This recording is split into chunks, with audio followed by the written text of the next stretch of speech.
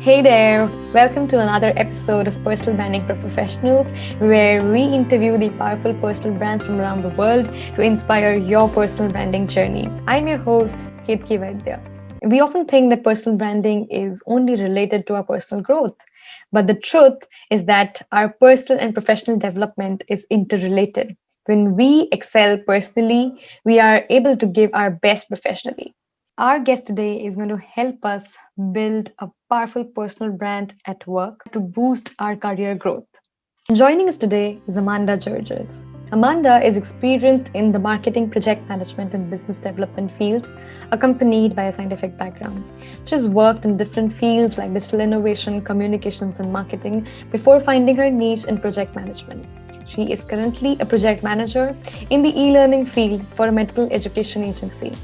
Amanda has always supported individuals from different fields in their career transitions and in offering them professional guidance. Amanda is a founding member of the Immigrant and International Women in Science, also known as the IWS Network, former Board of Director member, and co-chair of the IWS Communication and Marketing Committee. She's been highlighted as part of the 1 Million Women in STEM campaign. And if you've not heard of this campaign aimed to spotlight 1 million women working in STEM to provide visible role models to the next generation of girls. She has also been highlighted in the IWS Network's Highlight of the Month. I am so excited to get this episode started for you. Let's begin. Welcome, Amanda. It's a pleasure to host you. I hope you're excited for this show. Oh, I'm very excited. Thank you for having me, and thank you for inviting me to be part of this. Amanda, one thing that I'm really curious to know is your journey. How did you go from being into different fields to eventually finding your niche in project management and helping people with their career transition and career growth? Oh, that's a great question, Ketki. So, as part of the journey, I'm just gonna a bit about myself, background. I started academically. I come from a field that is completely more life science and clinical background. So I did like laboratory science, and I did a specialty of molecular biology. And then while doing my master's here in Canada at McGill, I was doing human genetics. So that mostly was, experiments behind the bench. You collaborate a lot with a lot of people, kind of, you have to manage your projects and all the stuff. But then I realized that this is not something that I want to keep doing for a long time. I don't want to stay behind the bench. I am really intrigued by science, but I also want something that fits more my personality and my needs. So while looking for other options after I was finishing my master's, I came across a very nice supervisor. We were like talking about PhDs and stuff like that, and then she was telling me about like there's a lot of stuff out there in the industry, like you can take a break, and then if you're still interested in coming back, you can come back and do a master's. Like that wouldn't really hinder anything in my process. So I started thinking like, wow, there's not a lot of stuff that are out there for people who want to kind of transition. And especially if I'm going from somewhere where it's in academia, especially in science, to outside of academia, like moving outside. And then what is outside? Like when we think about like biology, when we think about life sciences, it's usually very limited. The first thing that pops into people's mind is like a lab coat, a researcher, like clinical trials, like a lab technician, like these kind of stuff. So I started doing my research, and you start by applying jobs and looking what's out there and what's happening, and that took quite a while, because also for me to find what I'm interested in and what to be in, that of course would be a hassle, especially since I wasn't a Canadian yet. I was like still here as an international student. I had my work permit.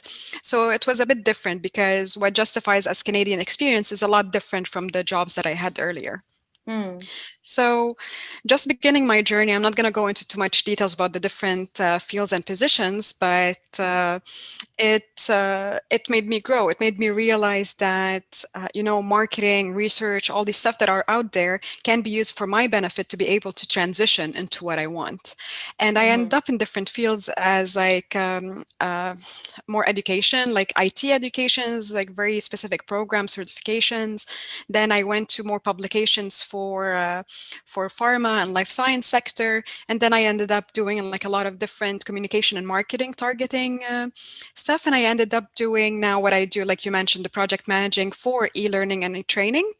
But Mm-hmm. also on the side, I help people kind of explore what they need to kind of get to the goals that they have. Each person has, as you know, has their own goals, has their own path. So I try to help people kind of like discover that there's a lot of stuff out there and they shouldn't do the mistakes that I went through. Because at the end of the day, by helping each other and supporting each other, you don't fall into the same traps that I have. And you already have a step further by, you know already what's the job opportunities that are available. You know what kind of career there is. Or also, if we're talking even on a personal scales, you will know what you like professionally and what you don't like that is based on your personal needs. So that's kind of the experience and journey that led me so far. And that's very interesting because, as you said, the transition from academia to industry, it can be very intimidating, especially as an immigrant if you're doing that. And what you're doing with your initiative is going to help a lot of people who are afraid to reach out, and who are also trying to build their way and find their own path. And that's what personal branding is all about. So you're eventually helping everyone to figure out what the why of their personal brand is. So, Amanda, tell me one thing. When we talk about the professionals today, based on your experience and based on all the different initiatives that you've been a part of, why do you think personal branding is important for professionals? So a lot of professionals, when they think about personal branding, and we were talking about it the other day, right? So when they think about personal branding, they always think about like businesses or like a services or very specific niche, like a specific Hmm. audience and stuff. But they don't realize that the most important tool that they have for marketing and more personal branding is actually themselves.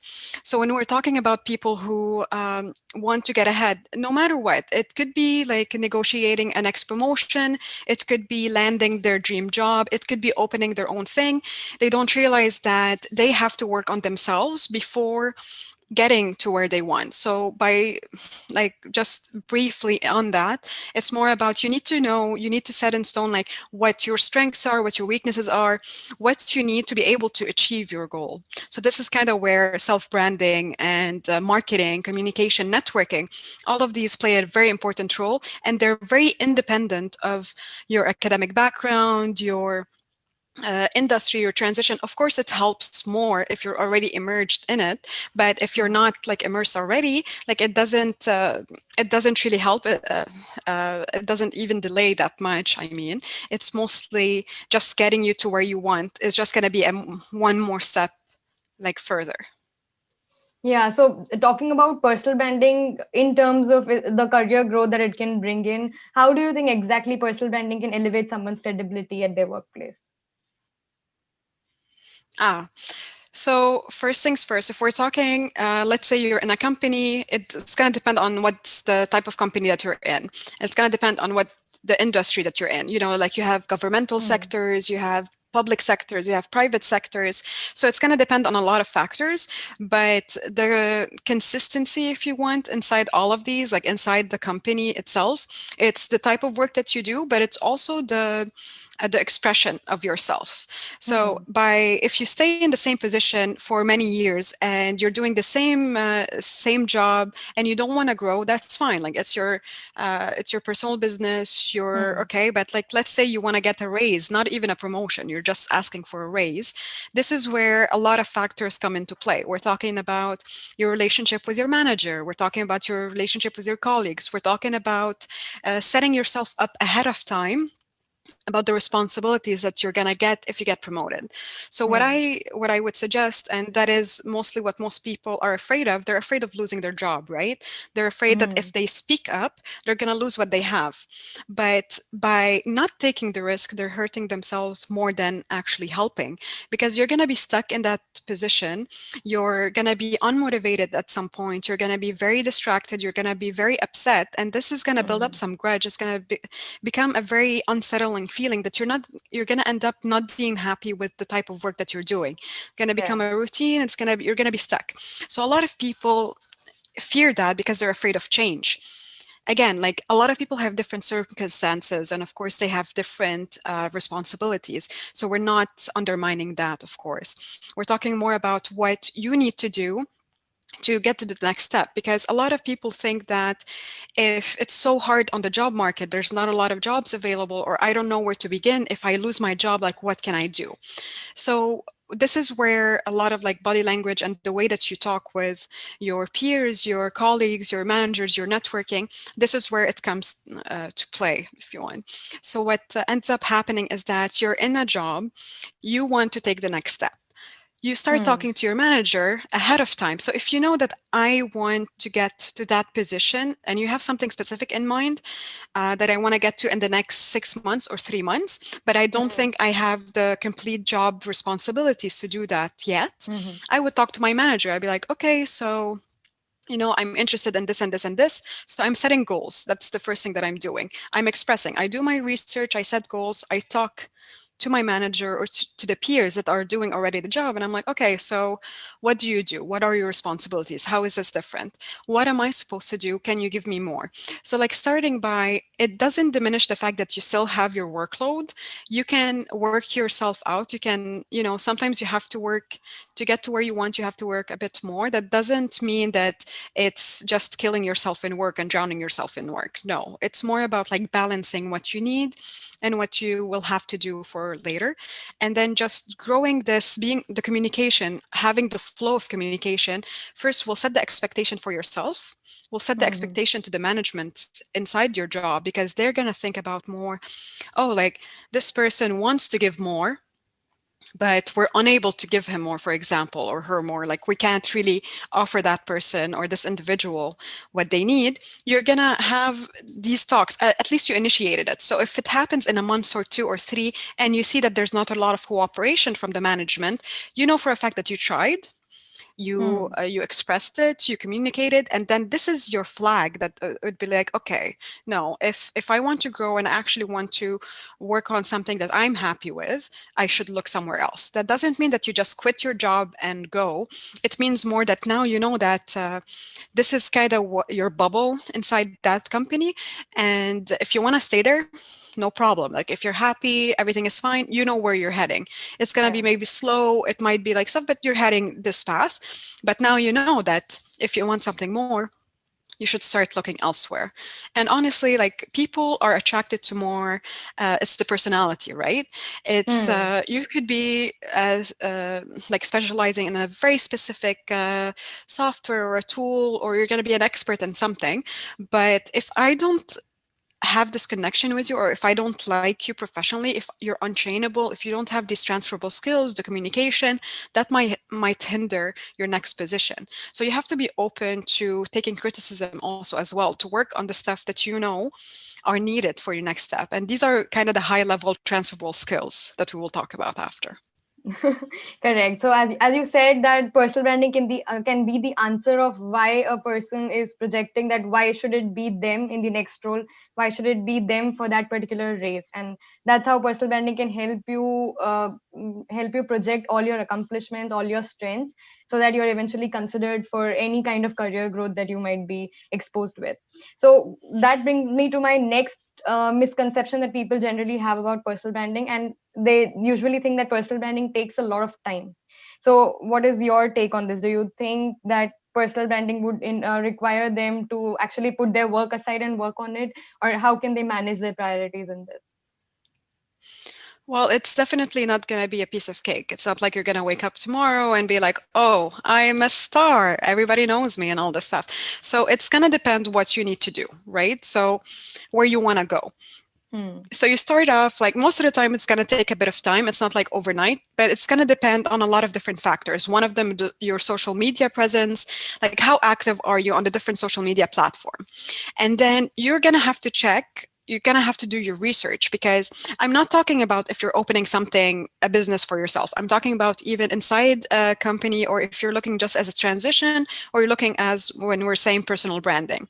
Um, every social media platform has its own algorithm, has its own analysis, has its own kind of audience, has all Hmm. these stuff, and it's used for this stuff, like Twitter, for example, you shoot like very like concise messaging. You have to attract. It has to be small. It has to be like very direct. It's fast.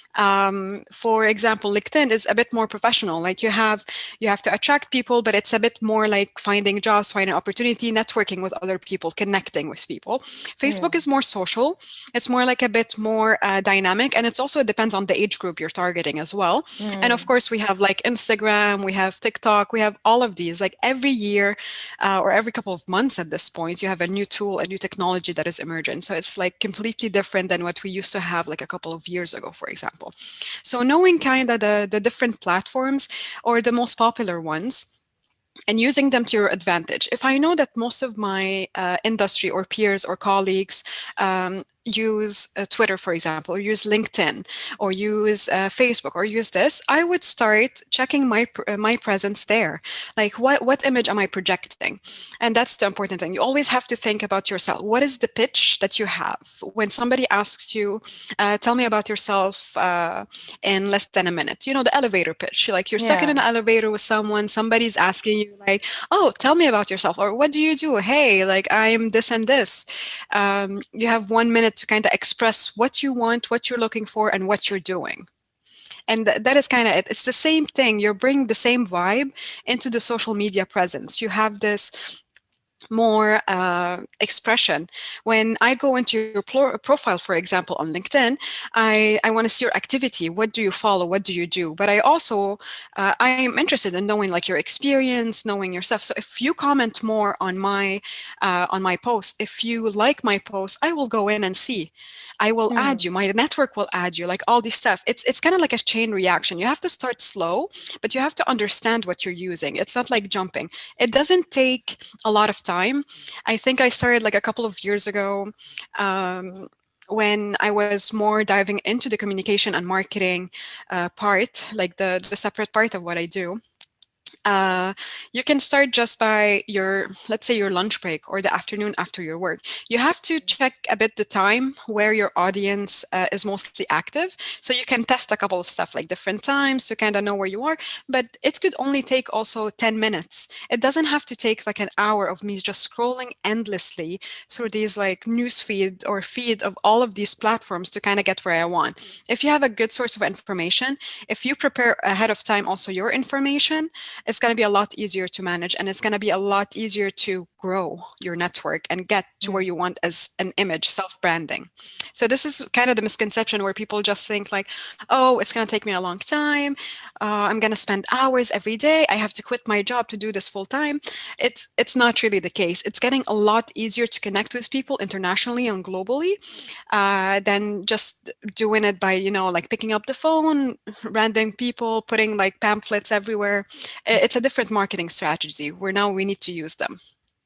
Absolutely, and I'm so glad Yeah. that you talked about elevator pitch, because when we talk about elevator pitch, again, it can depend on the context. So if I'm a software developer and if I'm talking to a technical person, my elevator pitch has to be customized for that person. Similarly, if I'm talking to a non-technical person, then I have to be able to explain what I do in the layman terms. And so tell us, what would a perfect elevator pitch look like? What are the techniques to have an effective elevator pitch?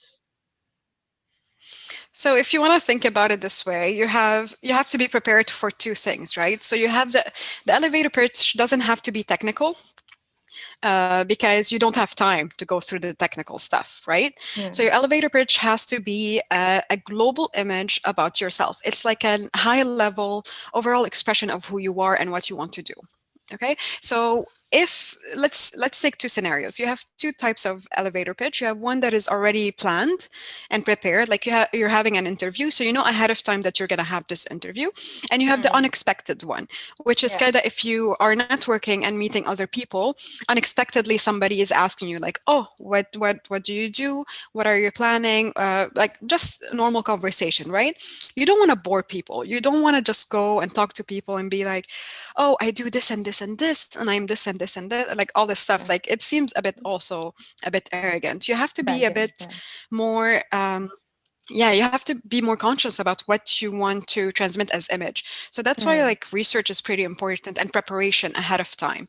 So and you gave a pretty good example when you're talking about like the technical pitch. I wouldn't call it really, you can't give the technical pitch, but let's say it's a prepared pitch. Okay. Hmm. In this scenario, you have an interview or you know that you're going to be talking with that someone at that specific time. And you know already, let's say for a job interview, you know already the job position and the company, right? Hmm. So you're going through this and you're like, okay, so I saw the job description. I checked the company. I went in also, if you have the name of the person who's going to be interviewing you, you can check also their profile, check kind of their presence to kind of get a feel about what they do or what they like inside that company. And then you prepare also your list of questions. And then based on that, you do a mini pitch. A mini pitch is a mini introduction about yourself, and you adapt it, like you said, you adapt it to the work that you have. So what is the relevant key messages or key attributes that you want uh, to kind of send out, or you want to actually verbalize to that person? So we're talking about let's say if I'm applying for a job in project management or like a project manager at a company, depending on the field, depending on the company, I would adapt it. I'll be more focused on my management experience, my business development experience, my Hmm. more certification or attributes. You don't have to have tons of certifications and stuff. A lot of the time it's more like about the transferable skills and adaptability that you have, so you can highlight these indirectly by showing stories, example, and just a mini pitch. If we're talking now about unprepared or unexpected pitches, let's say in a networking place, you went to a networking conference, you already know that it's going to be like a event or a night out or a conference or whatever it is. It could be also virtual because nowadays Hmm. everything is virtual, right? Yeah. You would prepare something like a blurb about yourself, about like, hi, I'm this and this and this. I do this and this and this. I have experience in this field, and I'm currently in this industry, but I'm looking for, bam, I'm looking for something else. Or I have my own thing. Or it depends on what the end message you want to do. The people are more attracted. It's about the first impression you do. It doesn't mean that the first impression can't change for later on, but the first impression about like how easy it is to talk to you, how easy it is to understand what you're saying. Again, you don't want to bore them, you don't want to overload them with um, conversation. You want to give them kind of, it's kind of like baiting. Okay, like, you know, you Hmm. went for fishing, let's say, and you put the bait and then you throw it, and then the fish will come and take it, and if it takes it, you can reel it in, right? So Yeah. it's the same thing. You would throw yourself out there, throw the key messages, and then they're going to ask you more stuff. Oh, this is interesting, what do you mean by that? Or, oh, what do you do, what kind of service is this? Or what are you offering? And all this stuff. So it is more marketing. You are using key strategies on a daily basis to be able to get, you're leading the conversation, to be able to get what Absolutely. insights you want, and to be able to get what you're like. Some people might think about, oh, you're manipulating or you're doing something. It's completely different. You're just projecting the professional part of yourself, and that only focuses on the key skills and relevant skills that you want to get to your goal. And this is where self branding is very important. Yeah, and one any person can have a multitude of experience, but what they choose to speak about has to depend on the person that they are talking to. So, especially in an impromptu elevator pitch, that's what makes it more interesting, because you have to be able to capture their attention in as least time as possible, and that's where you use the relevant keywords so that it makes sense to them, and so that they are intrigued to know more about you. Yeah, exactly. But let's say you don't know what you want to talk about because you don't know what the other person is doing. Okay, Yeah. so this is where you can be ahead, like you can pre-prepare if you want. You can prepare ahead of time. Just do a very general message or mini introduction about yourself. This is how I want people to see me. So I only Hmm. focus on this. This could be kind of your base that you adapt based on the other person, but you still have to start with a foundation. You have to start with a base. Like, this is what I'm working with. This is what I want to focus on. That doesn't mean that you can change over time, but as you always have to have like a set goal or a set key terms and verbalization or an image about yourself that you want to project. So this is the key thing about the elevator pitch. You don't have to, you of course you have to adapt it, you have to personalize it based on your audience, or in that case would be an interviewer, it could be a stranger, or it could be anyone. But also Yeah. you have to think about it more as you have to have a base, a general one to start with, always. Absolutely. And so one particular struggle that I've seen, especially when now that we have talked about elevator pitch, one has to be vocal about their accomplishments, because when you're, especially when you're beginning to build your personal brand, that's when you have to talk about your accomplishments so that you can inculcate trust in your audience and they know that you're the right person or you're the expert in whatever field you're talking about. So how can one be vocal about their achievements without conveying it as bragging? Oh yeah, that's a question, and that's actually a trap that most of us fall into, right? So when, Exactly. especially when companies or when somebody asks you like about, oh, tell me about your background, or this is, whatever. And we usually walk a thin line, right? So we walk a thin line between me just talking in the first case like I have this, I have that, I did this, I did that, and that's the first set, which kind of seems like arrogance like we were talking. And then the next set, which is kind of like in the middle of the other side, it's more about we undervalue ourselves. We go through like, oh, I'm not going to talk about it, maybe they're going to feel threatened, maybe they're going to feel a bit more maybe ashamed, maybe it's not really important, everybody has it. Everybody thinks this way, right? Like they don't want to boast about themselves that much.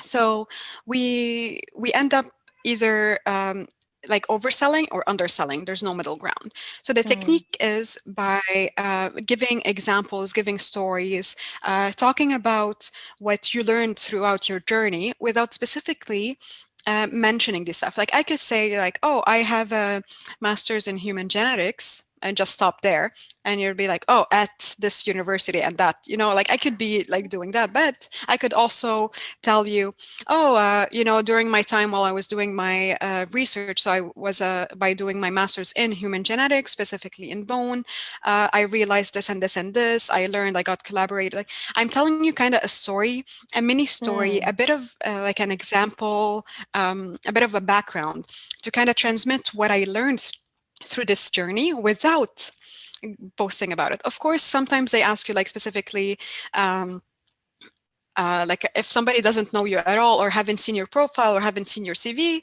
they're going to ask you, okay, tell me a bit more about your academic certificates. Do you have any professional certificates? A lot of people get intimidated by it because, oh, they think, oh, I only have like a technical degree, or I don't have a postgraduate degree and all this stuff. But they don't realize that the experience they have and the way that they talk about their journey, either as a certificate or as personal, related to the field that they want, are also examples and are achievements that they should be talking about. When I say that I grew in a company from this position to this position, okay, it's a good achievement. Like it's not bad. But if I tell you that I went from a position that where I was handling a budget of under to 50,000 US dollars, and now I'm holding a position where I have to manage different projects of over $1 million per quarter, that actually makes a difference. Like I can give you specific examples and give you specific like images that you could just it makes you it sets my objectives and my achievements in stone. And that's kind of what you want. You want to have a good impression, you want to leave a good impression to the other person. And the way that you do that and you differentiate yourself from the other people is Hmm. by giving very concrete and concise messaging, like marketing about this stuff. Again, we're talking about bait, you're baiting all the time.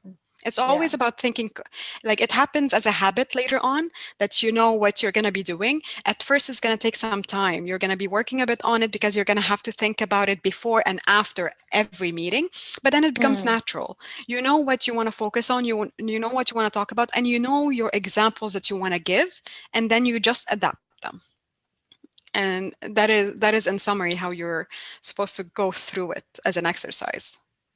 Yeah, so I think learning the art of storytelling while portraying your achievements in such a way that people do not think of it as bragging, but rather understand from your story what you have learned, how your journey has been. That can even make it more relatable, and they would agree to then know more about it.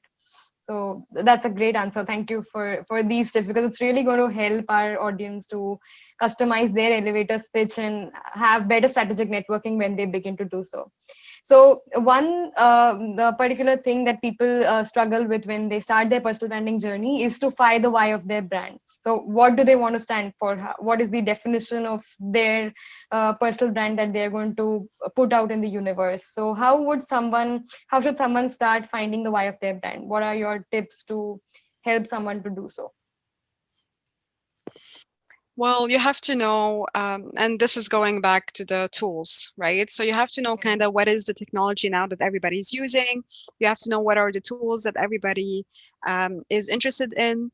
And then you have to, on a personal scale, you have to also do this kind of exercise of like more the evolution of your journey. So you have to do this, like think about it more as first, what am I giving? Okay, so what is my vision? What I want to give, what am I doing? Is it a service? Is it a support? Is it because I'm just giving my time, my work, stuff? It depends on the goal that you have in mind. So you have to set the goals. That's the first thing. It could be on like it's more professional. We're talking about more professional scale, right? So I have to put my goals either like I want to get to this step or I want to get to the next step. It doesn't have to be a title. It doesn't have to be anything. You just have to have this momentum of what do you want as the future, as a plan.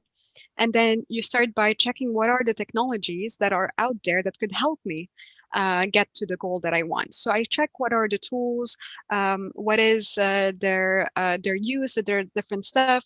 I don't have to start, and I wouldn't recommend starting with like, just using all of them at the same time. You have to kind of develop a plan for yourself of like, okay, if I don't know this, I'm going to learn it. So that means there's a learning curve also with it because you're going to have to experiment. So like setting your goals, knowing your tool, experimenting, and then you have to be patient. It doesn't have to, it's not going to become an overnight sensation. It might, you might get a pretty nice message out, and then it's going to be flooding with likes and interactions. And it could be also just a website where you're developing just a website where everybody can go in, or you're inside your job. You're not going through the tools of social media. You're going through networking inside your job and just building this. So going back, so we have now setting your goal, we have knowing your tool, you have the experimenting, you have the patience, and then the last thing is you have to be very conscious about like breaking the barrier, that the fear that is in you. So you have to overcome that fear of being like, oh, I might lose my job if I do this, or I might lose some friends if I do this, or I might lose a powerful connection that I have if I do this. But you kind of have to study all of it, because you want to also study what is the audience of your main goal as well. Like, what are you targeting, and what are the techniques that you're going to use to be able to reach your target? So this is where it becomes kind of like you have to break kind of your barrier. You kind of have to jump out of your comfort zone a bit to kind of get to explore what's out there, because I would use so many different techniques and tools and strategies, and then it will fail. Most of the time it will fail because it wouldn't be so adaptive. So I keep working on it. I keep tweaking it. I keep like, it's more like an evolution of both your personal and also your technology levels of maturity, if you want, because it's also ever changing. You don't have to be stuck in one place and continue on that same road for like years to come. We're now more living in an open space kind of world where everyone is open to each other. Everybody talks to each other about different stuff. I don't need to be stuck in one environment to and be unhappy. I can change very easily. So just breaking that barrier, like having this mentality shift of moving more forward, this is kind of what I need to be able to get to the next level. So honestly, this is kind of the base that you want. You want a straight and like a goal or target. You want to have the tools and techniques, like any technology or anything that you need to be able to get to where it is. It's like we're thinking about it more like a photographer. A photographer is not only about me going there and just taking a couple of photos and that's it. Like I have to make sure that I have the right lighting, I have the right location, there's post Hmm. edit touches that needs to be done. So I have to have the right tools to be able to do the touches that I want. I have to have the right camera, I have to have the right lighting, I have to have all Hmm. these different stuff. Like this is like kind of basic, um, if you want, just example. So that's kind of what I talk about, like tools and apps and technology. And then the third, when we're talking about more your patience, I think, based. So you have kind of the communication, the basis. It's all kind of merges together to get to where you want. So you have like 5 simple steps that will help you together to have your foundation. It doesn't have to Hmm. be all done at the same time or in that order. It's just that you have to know that this is coming, that this is what you need to do before you dive in into the outside. So preparation. Yeah, and as you said, it's about experimenting, soliciting feedback from different people, and then tweaking your brand. So that has to be constantly done because it's not just about building your brand and then being laid back about it. We have to constantly maintain our brand, and that can only happen as long as we are constantly experimenting, improvising, and taking feedback from people and tweaking our brand. So when you talked about experimenting, one follow-up question on that is, can the why of someone's brand change as they begin their journey? Because what at a lot of times what happens is we begin with a basic why, and as we continue with our journey we have a lot of revelations along the way. So we think, okay, this is not my what my why was supposed to be. Maybe my why is this. So can the why of someone's brand change as they continue with their journey? Oh, definitely. Again, because we have, like, we live in a world that is ever changing, we don't have kind of like the stability or constant factor of that. Um, I have to be stuck at this. You have to be adaptable. And the brand, when you're talking about brand, and most people might misunderstand that, the brand is you. If you're not Hmm. opening a different business or you're not doing a different stuff, the brand is you. You have to use yourself. When I said like your image, what you're kind of projecting as an image, this is kind of the brand that you have. It's your brand. Like when somebody says Amanda Gerges, this is they're going to have an image in their mind about me, for example, or they're going to have Yeah. something that will a memory, or they saw something I posted, or they met me once, or something is going to pop up in their head, and that's kind of the image, the brand image that we're talking about. So about like the ever changing, it's normal. You're gonna be experimenting and you're gonna be doing all this stuff, and then you're gonna see that, oh, this strategy that I have is not working really well with Hmm. the tool that I'm doing. Maybe I should change a bit. I should change the stuff. And then doing this, by that adapting and experimenting, failing, you learn a lot from failing. Like a lot of people get very disappointed when they fail about something, Yeah. a test, a promotion, they get passed on a promotion, they didn't get the job, the interview that they applied for, they didn't do this. Like people get discouraged very easily. And it's tough. It's not easy. Like when we're talking about emotional states, we're talking about like emotional intelligence and all this stuff. It's not really easy. It takes a toll on you. So Yeah. building this more like, but if you see the other side of it, if you see the more kind of positive side of it. And I'm not telling you to be like positive all the time and be like, oh, life is great. Life is not great most of the time. But when you're having this shift of attitude, of mentality, of me saying, oh, I'm failing, but I don't want to just stop failing. Like, okay, I failed. I can't really do anything about it. Can I? And most people be like, oh, like, maybe I should have studied better, maybe I should have worked better. And sometimes it's not even about you. Sometimes it just ends up being because of other outside external factors that are happening. So what you need to do is kind of like take those failures that are happening with you and kind of put down the keynotes, like, why didn't it work? Just put hypothesis, like, Hmm. why didn't it work? I tried this strategy, it failed. Why did it fail? And just adjust the factors. Maybe because I posted at a different time, or maybe because I talked to the wrong person, or maybe because my voice or the message that I wasn't clear enough. So by just changing the strategy, adapting and growing, learning from your failures, and keep like it's more about perseverance, right? You keep going, Hmm. don't stop. And this like more ever changing, you might end up changing your why. Maybe like Yeah. I started, let's say I have a communication plan, I did a communication and marketing plan, and my end goal is that by 3 months or 6 months or whatever my plan is, I want to reach this target. I don't know, let's say I want 100,000 followers, just Yeah. like randomly just putting that. Let's say I want Mm-hmm. 100,000 followers. I build up my plan. Let's say in 6 months, this is what I want to do every day or bi-weekly or like 3 times a week, like whatever you want. You would put all of this. And then while you're going through it, you realize that, oh, like I found out that, a lot like the people I'm reaching, they want something else. They still want the vision or the why that I provided, but they want also my why that is adapted to what they need.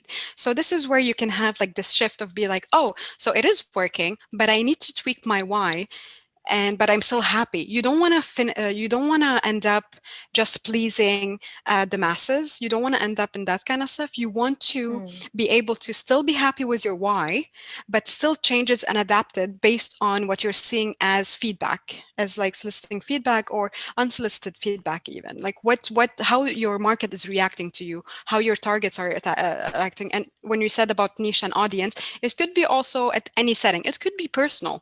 It could be if you're trying to get your dream girl or dream guy. You know what I mean? Like it could be something very personal. It's like you always think about the image that you're projecting. People don't think about that. They only think about, oh, it's a job.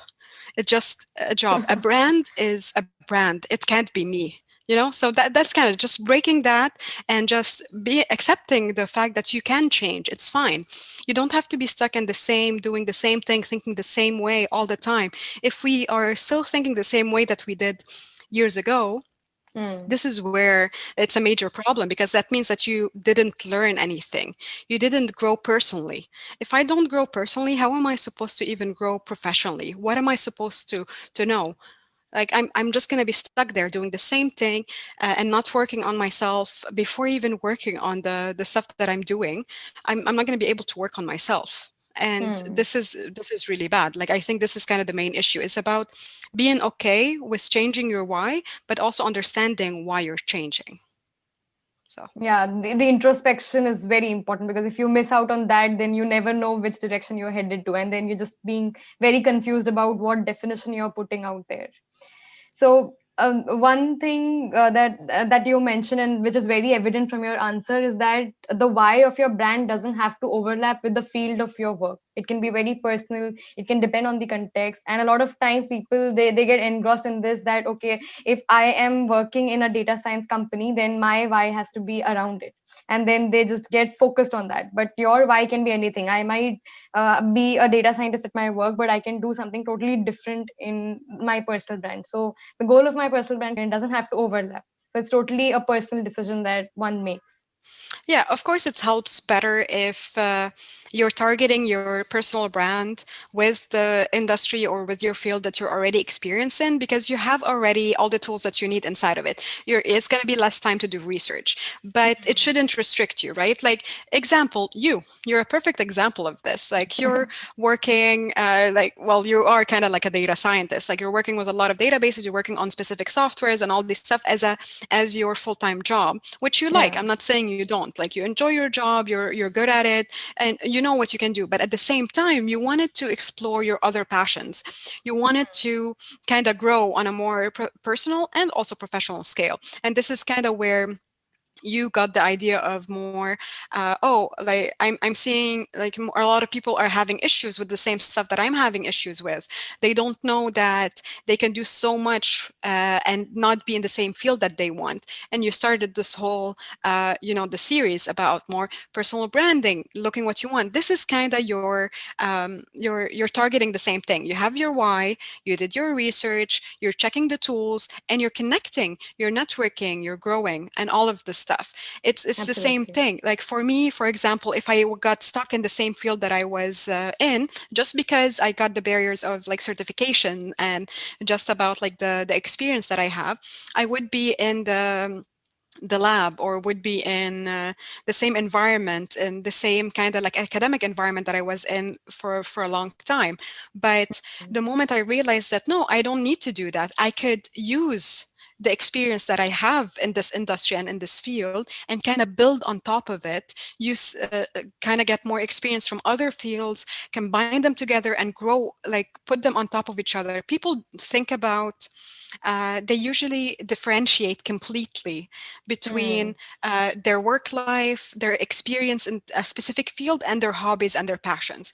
But they don't think about, like, there's a lot of jobs out there that combine both, or there's a lot of hobbies out there that combine both, and all this stuff. Right. So when you think about it more differently, what I can do is I take the tools and I take the experience and I take the skills that I learned in that specific field, and then I start building on it from another one. And this is what we call transferable skills. We're talking Hmm. about skills that are adaptable, that can change, that could be common between all of this stuff. So when I'm going to give you an example, and then you can answer me for this. If I Sure. tell you that there is an IT manager, or let's say a network specialist, like a system admin, okay? You have a Hmm. system admin, and you have, let's say, a research assistant at a biology lab. Do you think they have Hmm. stuff in common at their job description? A research assistant and an IT manager, right? That's what And yeah, you're. like a system admin, like more specialized, let's say, than an IT manager. Let's say a system admin and a research assistant at a lab. Do you think that they have commonality between their skills? One thing that comes to my mind is the way they manage their priorities, because they would have deadlines. Are they able to their deliverables? Okay, no matter what their deliverables are, how they manage it, what is the work model that they have. There can be a lot of similarity that they can draw between both of these. Then the collaborations that they have, the interactions that they have to have with people, their how they prepare the elevator speech, how they can influence the people in their field to rise for their own career growth. That can be very similar. And what else? I think these are the first set of things that come to my mind. No, but these are the main ones. No, exactly. But a lot of, and these are really good points. Like, you were spot on with most of these, honestly. Like, when we think about more like system admin, or when we think about research assistant, my mind goes to the more field. Automatically, I'll be like, oh, like, it's more like a student or more administrative job, right? Like, and it's Hmm. very specific to the experiments. Like, how can you have commonality with a system admin working at a gaming company, or working at a I don't know, like a software company? But when you think about it more high level, so if you take a step back, look at both the job description, and like you mentioned, so we're talking about, they both have to deal with deliverables. They both have many tasks, or many projects that they have to do, and they have to deliver them at a certain deadline. They might have budgets that they're handling. They might have certain collaborations and communication Right. with certain people that they need to manage, Hmm. and all the stuff. Like, all of these stuff are common stuff, and this is this transferable skills. So if I come from a different industry or a field, and I'm going for a completely different field, if my CV doesn't reflect the transferable skills that I want from this place to a this place, I shouldn't even mention it. I should use and utilize all the experience that I have at a very high level. Like, I want to go, like, I can go as deep as they want for specific examples for that industry. That's fine when we're talking about it. But when I want to see, like, on your profile or on your CV or motivational letter Hmm. or anywhere, I want to see more the transferable skills that you have. And also, you have to put, of course, some specific tasks and more like related to the position. But I'm talking, I want to Right. see how you can bring everything that you learned before to the new stuff, and how you can adapt it to the new. So having this whole, oh, I come from a completely different field, I don't have the experience, by just Hmm. saying that, already you're diminishing your credibility, you're diminishing kind of your experience that you have. And this is how, when we're going back to, you have to break your barrier, go out of your comfort zone, don't stay in, and you have to do your research. So by knowing ahead Hmm. of time that, let's say, I'm changing completely my field. So for example, I'm going Yeah. from management, and I am now mentoring or giving consultancy and all this stuff for more communication and marketing for a lot of different brands and different companies, or also people and individuals. I have to think about it more how can I help them? And I can help them by sharing my experience. I can help them by sharing the knowledge of all the steps that I went through before and Hmm. building on it. So my credibility comes not only with some certificates that I have or I don't have, it comes also with the impressions that I have on people. So it could be also word of mouth kind of communication and strategy. That's the Yeah. marketing, let's say, that technique. It could come also from my profile, how where are the tasks and the skills that I'm focusing on, these transferable skills that I'm focusing on. And it's all about selling. Like you said at the Hmm. start of this, when we were talking about the art of selling, it is. You're always selling yourself. I know, like it sounds wrong, right? Like, how am I selling myself? This is not, but it's all about selling yourself. When I meet you and I'm talking to you, I'm selling myself. I am projecting that image. You are getting that part of me that I want to project to you. And Hmm. it's different. It's a different mentality. But when you start by knowing yourself better, knowing what you want, and then adapting your previous experience and going through this transferable stuff and the skills and the growth that you're going through, you can Hmm. sell anything. Really, like people, you know how, sales, like people in the sales field, if you want, in any, it could be retail, it could be like repping, it could be in any field. It doesn't have to be very specific. Also, it's not industry dependent. People tend to kind of, they don't know what they want. These people usually, when they're selling, that doesn't mean that you have to lie or manipulate or say something different. A lot of people are Hmm. naturally gifted at just presenting. They're at ease with themselves. They know their values, they know what Hmm. they stand for, and they know what they're selling. And that makes it easier for them to just sell their product or services as their job. That's why, like, some, you have amazing sales people, and most of them, if you meet them, I know back in the day it was more like, oh, like they're a salesman or saleswoman, like, oh, Hmm. like I don't want to deal with that. They're just going to sell me anything just to sell me. They just want the commission. But it's not true. People now are more aware that they have more options. So you want to be Hmm. able to kind of sell yourself with also the product. Most of the time, when you're going to have a new contract or you're collaborating with someone, you're not, they don't care if your product is really good. Of course, like it's going to be an added plus if your product or the service or the asset that you're Hmm. presenting is pretty good. But most of the time, they just want to be with someone that they're comfortable with, that they're trusting, that they understand that it's more on a personal level. I want to build this connection with you. I want you to be able to trust me. I want you to be able to have, the next time that person is talking to someone else and they're like, oh, like, that person is like, they're the one that facing them is telling them something about like a product that they want and something. Who's going to be the first person that stuck, that pops in your mind? It's going to be the person that left the impression. That's going to be the Yeah. person that have this relationship with you. So like building on all of that and having this more natural approach to things of like combining your personal strengths and also the art of selling. This is where it's going to get you to the next step. It could be on anything, but you don't have to manipulate, you don't have to lie, you don't have to do any of this stuff to get where you want. You just could be true to yourself, know your values, and just offer whatever you can to make the other person feel more comfortable. You have to build a relationship, and that's very important.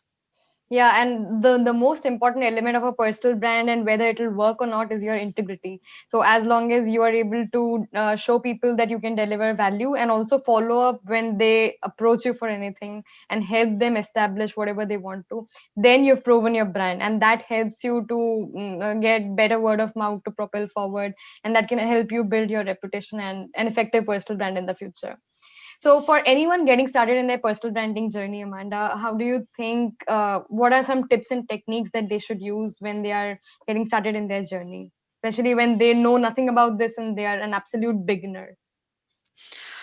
Honestly, if I want to summarize all of that, I would say do your homework.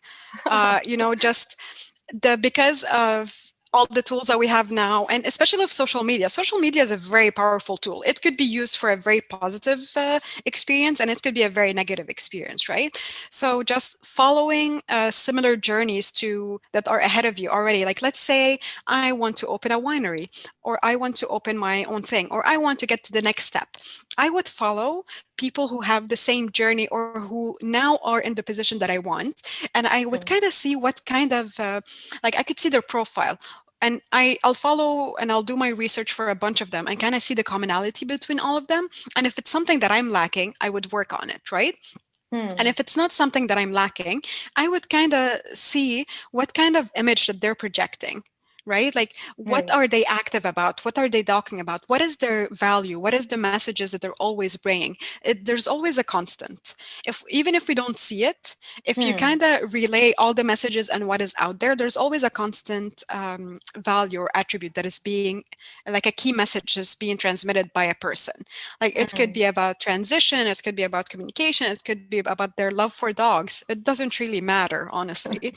It's just that you have to kind of utilize what is out there. Like, it's very easy now for me to just going for people who have their own, let's say, marketing agencies, and I want to see what kind of messages they're focusing on.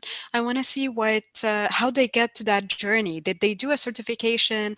Did they have to do some courses? Did they have to, like, network more? What kind of messages they were focusing on? By just, like, doing a high level research. I'm just not saying, like, dive in and just, like, oof, tear it apart and just, like, go through the nitty gritty details, because at the end of the day, what worked for them might not work for you, right?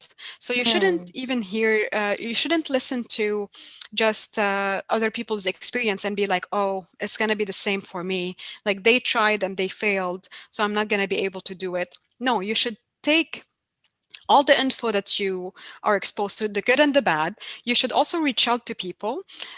Don't be afraid. Like, LinkedIn is great for that. Like, you could reach out, you can Mm. connect with someone, leave them a message and be like, hey, like, I saw kind of the content that you've been posting. I'm really interested in knowing more. I would love to connect. Or you can say more like, oh, I would love to chat to you about kind of what your current position is or your journey. Would you mind just Mm. meeting me for coffee? Or would you mind having, like, a virtual date? Like, most people are busy. Everybody is busy with their own life. Like, it's normal, especially now with everything that's happening. This is not normal Absolutely. circumstances for anyone.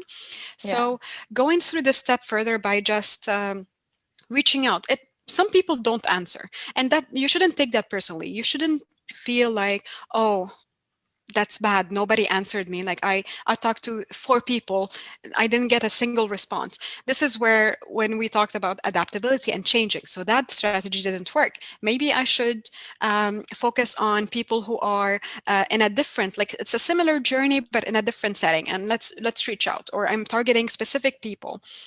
Changing your strategy. So, like, doing all the stuff by just taking in as much information, as much research as you can, Mm. building kind of your portfolio, building kind of your value, your why, your brand, and just go step by step. Don't be afraid of failing. Have the time to be patient. I know, like, I lack patience. That's something that I know that I do, but I worked on it. Like, I'm working on my patience. I'm working more about like, getting to the step that I want. I am exploring. I'm still, like, every time I do something, there's a lot of time that it just fails miserably. Like, Mm. nobody reacts to it, or I don't get a response or something. And that's normal. It doesn't bring me down. If I want to grow, I have to be very consistent and I have to Mm. adapt. I have to be okay with adapting, flowing, and growing. So do your homework. That's the most important thing you can do. The more prepared you are, the more you know, the less likely that you're going to have unexpected circumstances. And Yeah.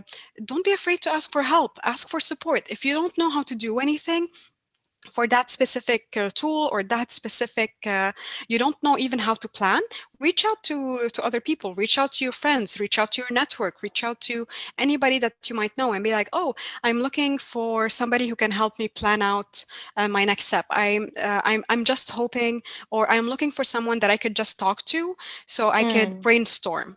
It's better to kind of verbalize your thoughts, because sometimes, you know, you're thinking about something so much you don't know where to start. Like you're saying, you don't know where to start, and you're having Yeah. this. Just reaching out to somebody and be like, do you mind if I just talk to you about my process? Like, this is my thinking process, this is what I think I want to do, what I need to do.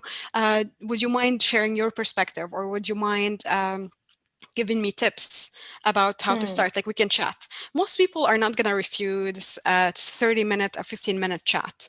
Like I could Okay. call you and be like, oh, hey, like we're going to talk for 15 minutes. Or, but being respective of people's time, people, Hmm. like being respective of people's schedules and being also respective to their opinion. Because a lot of the times what they're giving based on their own experience, right? But that Right. doesn't mean it's going to work for you. So if it doesn't work, you can't really disregard their experience or their reputation. You have to actually be like, oh, like this strategy worked for that person, but I took that strategy, tried it, it didn't work for me, but I tweaked it and it worked. So just do Hmm. your homework, be respectful of other people's lives in general, and just understand that it's okay not to do it alone. It's okay to be patient, taking my time and just growing. And and it's going to work out. Like at the end of the day, if this doesn't work, you're going to change your strategy, you're going to adapt, or you're going to start all over, and that's fine. Time is shouldn't be a barrier. Age shouldn't be a barrier.